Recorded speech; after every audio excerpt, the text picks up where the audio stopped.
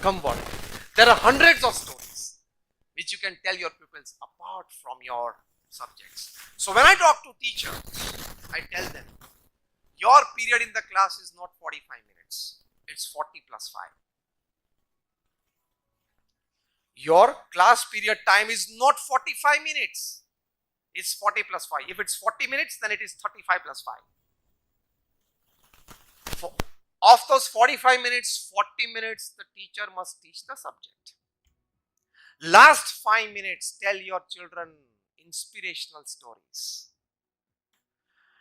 Tell your children real life incidents of great personalities which can inspire them, which can motivate them, which can make them dream big and thus create big. That brings quality in education, ultimately quality in life.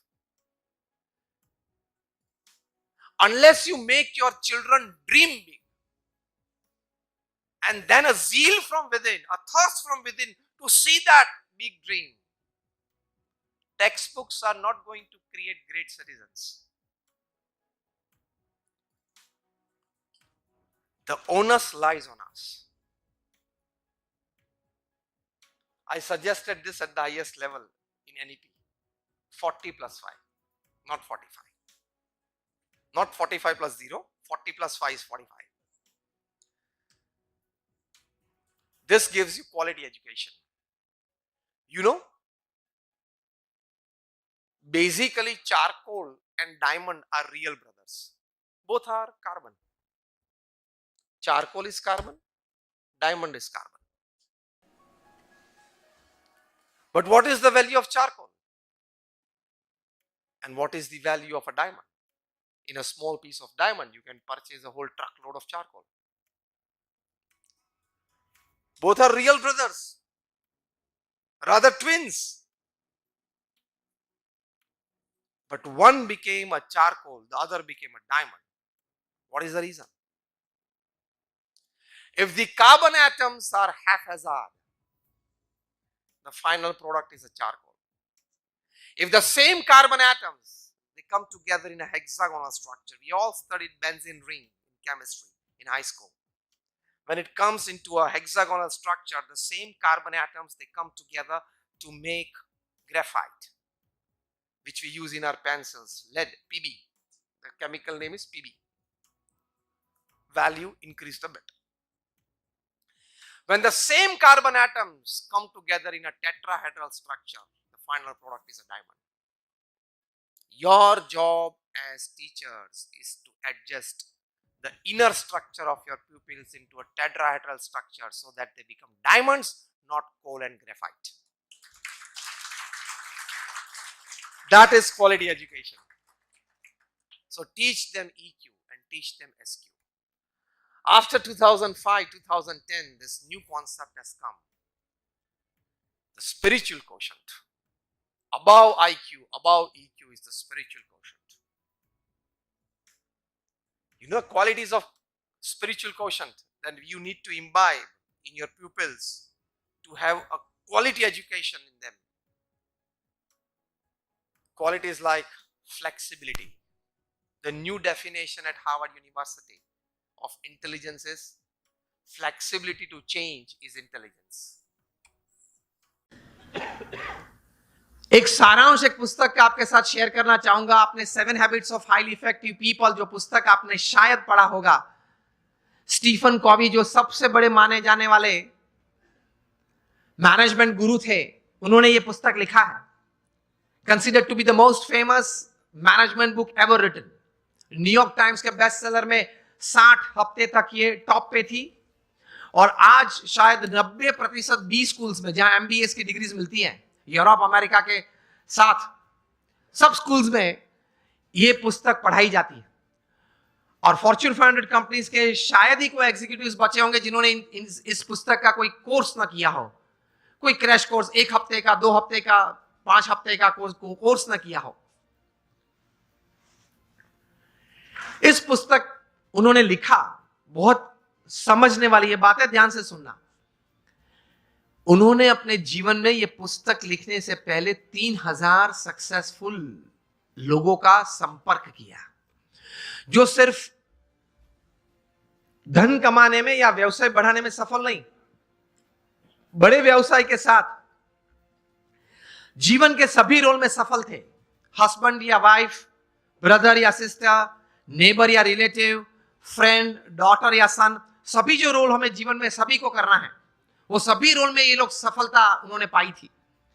ऐसे 3000 से ज्यादा लोग को वे मिले और मिलने के बाद शांति से 3 साल तक सोच मतलब विचार किए और फिर ये पुस्तक लिखिए, the 7 habits of highly effective people, मतलब अति असरकारक व्यक्तित्व धराने वाले व्यक्तियों के जीवन में ये 7 आदतें मैंने कॉमन देखी। मैं सभी का वर्णन नहीं करना चाहूंगा, लेकिन सिर्फ आपको नाम देता हूं। प्रथम आदत थी प्रोएक्टिव, जो सफलता के लिए बहुत जरूरी है। हम लोग एक्टिव तो हैं, प्रोएक्टिविटी मतलब प्रतिकूल परिस्थिति में सानुकूल प्रतिभाव। प्रतिकूल परिस्थिति में सानुकूल प्रतिभाव। आपके घर में आपके मन के मुताबिक बात नहीं बनी, फिर भी आप सबको साथ देना चाहते हो। आप जो ट्रस्ट में हो, जो संस्था में हो, जिसमें आपका प्रोजेक्ट, आपका विचार अच्छे थे, लेकिन सर्वानुमत से वो स्वीकार नहीं किया गया और किसी और का विचार स्वीकार किया गया, फिर भी आप इतने उत्साह से उस प्रोजेक्ट में अपने आप को वो सेवा में जोड़ सकते हो। ये बोलते हैं प्रतिकूल परिस्थिति में सानुकूल प्रतिभाव। आपका किसी ने अपमान किया, फिर उस वक्त आप स्थिर रह सकते हो। ये सफलता के लिए बहुत जरूरी है। कोई बड़ी आपत्ति आपके जीवन में आ गई, a setback, a failure is part of life, लेकिन उस वक्त आप स्थिर रहे। आपने जो विचार या उस वक्त जो एक्शंस बताए वो नीति नियम के अनुसार थे या गैर रीति में आप चले गए। प्रतिकूल परिस्थिति में सानुकूल प्रतिभाव। किसी ने चांटा मारा, फिर भी आप हंस रहे, हंस सकते हैं।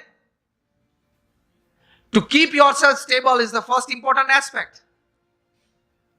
प्रतिकूल परिस्थिति में सानुकूल प्रतिभाव। दूसरी बात लिखते हैं, begin with the end in mind.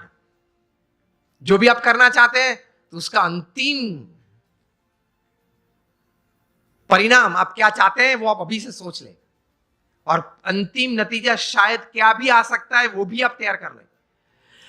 तीसरी बात लिखिए, putting first things first, priority. चौथी बात लिखिए, थिंक विन विन। आप भी जीते, मैं भी जीतूं।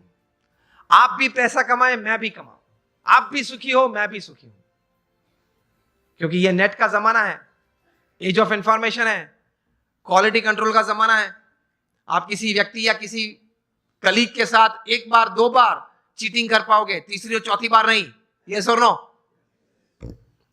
Think win win.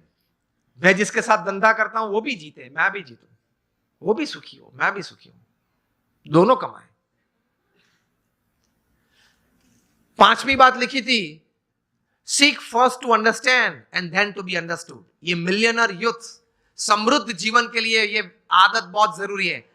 Seek first to understand and then to be understood. आप पहले वो व्यक्ति को समझने का प्रयत्न करें, फिर वो व्यक्ति मुझे समझे, ऐसी अपेक्षा रखे।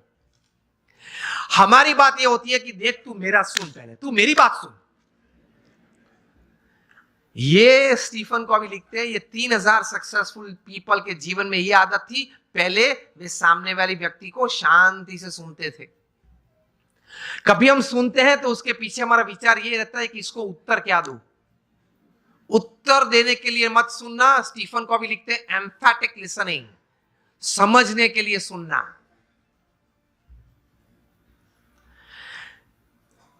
पांच आदतें हुई। 6 लिखते हैं, सिनर्जी। एनर्जी तो हम सब समझते हैं, मतलब आगे ऐसा लगता है। सिनर्जी मतलब 2 या 2 से ज्यादा व्यक्ति जब साथ में आते हैं, कुछ काम करने का निर्णय लेते हैं, काम करना शुरू करते हैं, मतभेद हो जाते हैं, कभी मनभेद भी हो जाते हैं, फिर भी साथ रहने का निश्चय करते हैं, साथ रहते हैं और चर्चा करते हैं, कॉमन मिनिमम प्रोग्राम डिसाइड करते हैं, कॉमन मिनिमम प्रोग्राम के लिए अपनी एनर्जी रिसोर्सेज अंदर डालते हैं, एक परिणाम पैदा करते हैं और परिणाम का आनंद लेते हैं। उसी आनंद में दूसरा काम करने का तैयार करते हैं, उसको सिनर्जी बोलते हैं। ये सिनर्जी के साथ काम करना वो आपको समृद्ध बनाएगा।